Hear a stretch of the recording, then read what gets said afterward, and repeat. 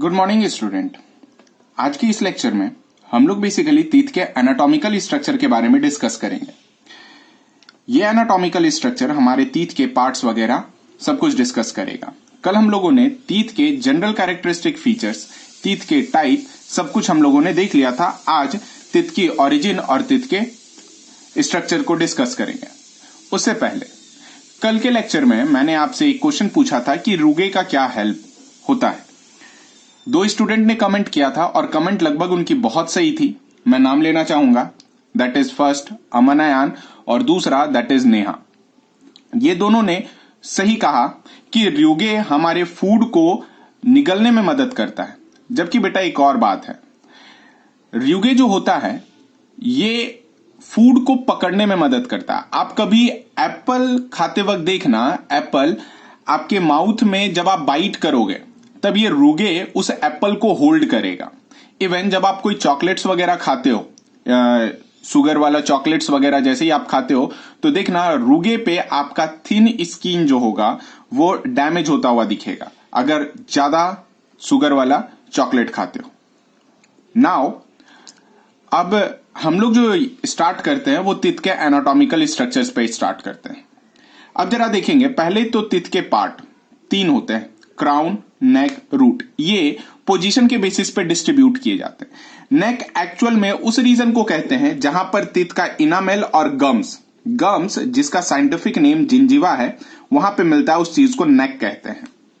जबकि क्राउन अगर एक्स होगा तो बेटा याद रखना रूट 2x होगा। हमेशा क्राउन अगर 1 सेंटीमीटर का दिखेगा तो रूट समझिएगा 2 सेंटीमीटर का दिखेगा। अब आते हैं पार्ट के बारे में। पहला जो आउटर पार्ट होता है जिसे अपन एनामेल कहते हैं, ये आउटर व्हाइट पार्ट होता है और स्ट्रॉन्गेस्ट इन आवर बॉडी होता है, कारण इसमें कैल्शियम का डिपोजिशन सबसे ज्यादा होता है। सेकंड आता है बेटा ये जो ब्लैक कलर के सेडेड पोर्शन है, that is commonly known as the dentine. Dentine body का सेकंड स्ट्रॉन्गेस्ट पार्ट है और कह सकते हैं second strongest part of teeth. और डेंटाइन कैसा होता है? डार्क ब्राउन होता है। थर्ड पार्ट इसका आता है पल्प। ये जो पल्प है एक्चुअल में ये इस रीजन को कहते हैं और इस रीजन का दूसरा है that is pulp cavity. Pulp cavity में nerve supply, blood vessel supplies, arteries, veins, ये सब सारी कुछ प्रेजेंट होते हैं। अब ये तो रह गए तीन रीजन।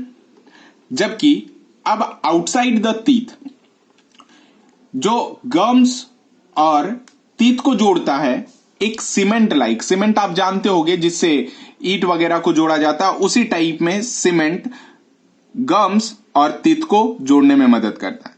प्लस ये जो रेड कलर का स्ट्रक्चर आप देख रहे होगे बेटा, ये स्ट्रक्चर का नाम है पेरिडोंटल लिगामेंट। लिगामेंट आप जानते हो बोन टू मसल्स को अटैच करने में मदद करता है और टीथ को स्ट्रॉन्ग उसके सॉकेट में फिक्स रहने में हेल्प करता है।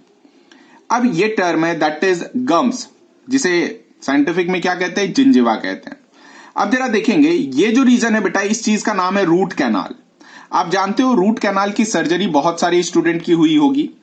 अक्सर जब हमारा बैक्टीरिया इस रीजन पर रहता है, वो बैक्टीरिया अपने अनडाइजेस्टेड या फिर कह सकते हैं वेस्ट प्रोडक्ट सिक्रीट करने की वजह से जब ये इनामेल डैमेज हो जाता है और डेंटाइन जब डैमेज होने के बाद जैसे ही पल्प ओपन होता है तो हमें सीवियर पेन और सेंसेशनल पेन फील होना शुरू होता है। आपने कॉलगेट के एड पे भी देखा होगा। जिस चीज को फील करने के लिए एक टूथपेस्ट होता है दैट इज सेंसोडाइन। वो सेंसोडाइन का अपन इस्तेमाल करते हैं और ये जो कैविटी बनी हुई होती है और जो इस रीजन में ओपन पल्प्स कैविटी होते हैं, इस चीज को फील करने में मदद करता है। अब बात आगे देखते हैं, रूट कैनाल होता क्या है। रूट कैनाल सर्जरी भी होता है। इसमें क्या किया जाता है? सीक्वेंशियल प्रोसेसेस होते हैं। सीक्वेंशियल प्रोसेसेस में क्या होता है बेटा, ये जितने भी नर्व्स, ब्लड वेसल्स आपको दिख रहे होंगे, ये नर्व्स और ब्लड वेसल्स को सीक्वेंशियली रिमूव किया जाता है और इस जगह को फील कर दिया जाता है प्लास्टिक के कैप से। और फाइनली जैसे ही ये सील हो चुका होता है तब ये टूथ डेड हो जाता है। उस सर्जरी को अपन नाम क्या देते हैं? रूट कैनाल सर्जरी देते हैं। अब जरा देखें, गम्स में बोन प्रेजेंट होता है, उस बोन का नाम होता है एल्व्यूलर बोन। मैंने यहां पर डायग्राम से समझाने का कोशिश किया है। पेरिडोंटल लिगामेंट हो गया।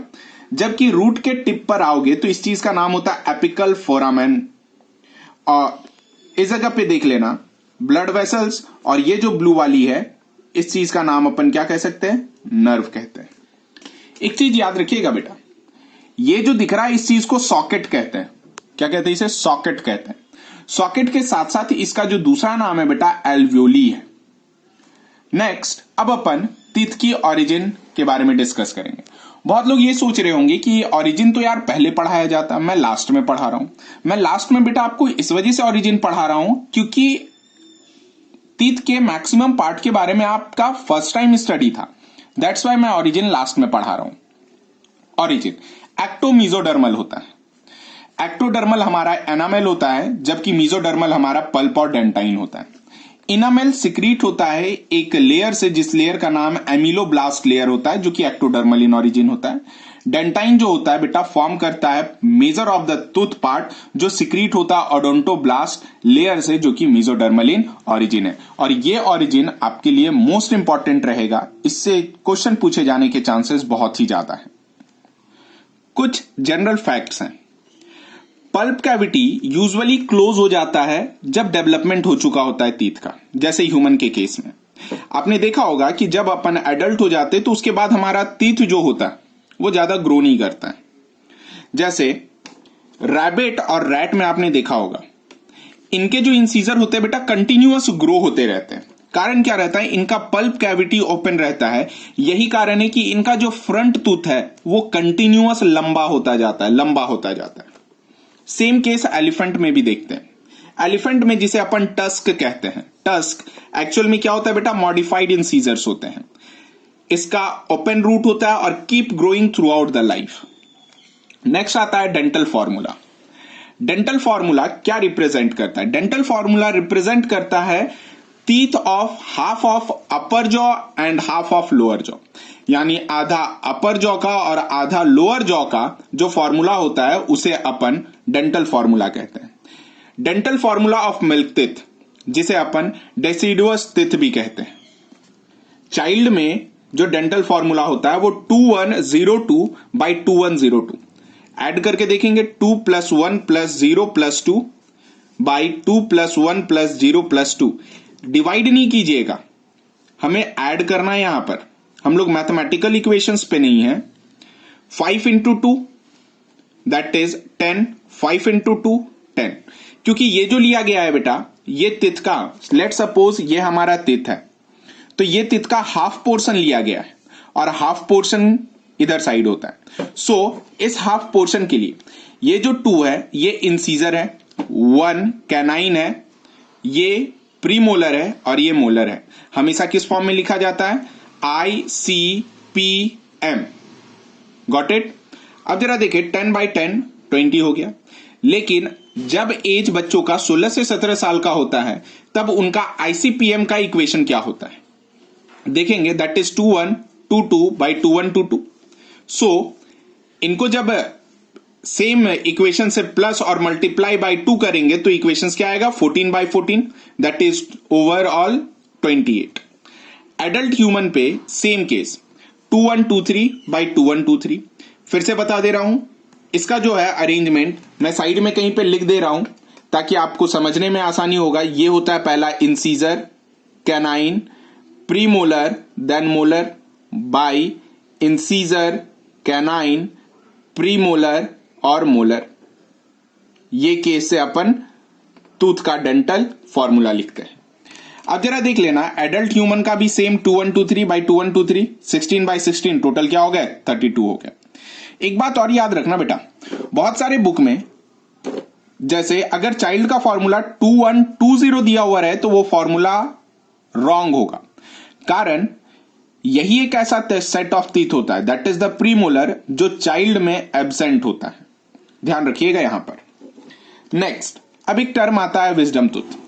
हमने अक्सर एक बात सुना होगा, विजडम टूथ यानी बुद्धि का दांत। कुछ लोगों को आता भी है, कुछ लोगों को नहीं भी आता है। देखिए, each third molar of upper and lower jaw, third molar की बात कर रहा हूं मैं, अपर एंड लोअर जॉ टोटल कितने हो गया बेटा, 4 हो गया। but 31 and 32 teeth can considered as the vestigial teeth. Wisdom teeth किसे कहते हैं? Third molar of upper and lower jaw, जबकि 31 और 32 टीथ जो होता है वो हमारे लिए वेस्टिजियल कंसिडर होता है। अब जरा समझेंगे अपन। पहले जो हमारा जॉ था, जॉ क्या था? वो पहले बहुत बड़ा था। आप इस डायग्राम से समझने का कोशिश करो। जैसे ये ह्यूमन स्कल है, पहले हमारा ये जो लोअर मैंडिबल था ये बहुत आगे हुआ करता था, और आज के डेट में ये जो मैंडिबुलर रीजन है ये अब दबता हुआ अंदर की ओर जा रहा है। सो अब पीछे में तो स्पेस रहेगा नहीं। सो 31 एंड 32 क्या हो गया? वेस्टिजियल हो गया, क्योंकि ये जो हमारा मैंडिबल है लोअर जॉ, इसकी जो लेंथ थी अब वो धीरे धीरे क्या हो रही है? शॉर्ट होते जा रही है। यही वजह से अपन 31 और 32 को वेस्टिजियल टीथ कंसिडर करते हैं। नेक्स्ट है कार्निशियल टीथ। कार्निशियल टीथ प्रेजेंट होता है डॉग्स में। अब ये अरेंजमेंट है, अपर जॉ का फोर्थ प्रीमोलर और लोअर जॉ का फर्स्ट मोलर, यानी नीचे साइड लोअर जॉ हो, ये नीचे साइड लोअर जॉ पे फर्स्ट मोलर होगा और अपर मैक्सिला पे फोर्थ प्रीमोलर होगा, और ये फॉर्म क्या करेगा? कार्निशियल टीथ। कार्निशियल टीथ हेल्प करता है बोन को क्रश करने में। आपने देखा होगा बहुत सारे डॉग्स को हड्डियां खाना बहुत पसंद होती है, क्योंकि उसके पास भगवान कार्निशियल टीथ दे करके रखे जो इजी फॉर्म पे हड्डियों को क्रश कर देता है।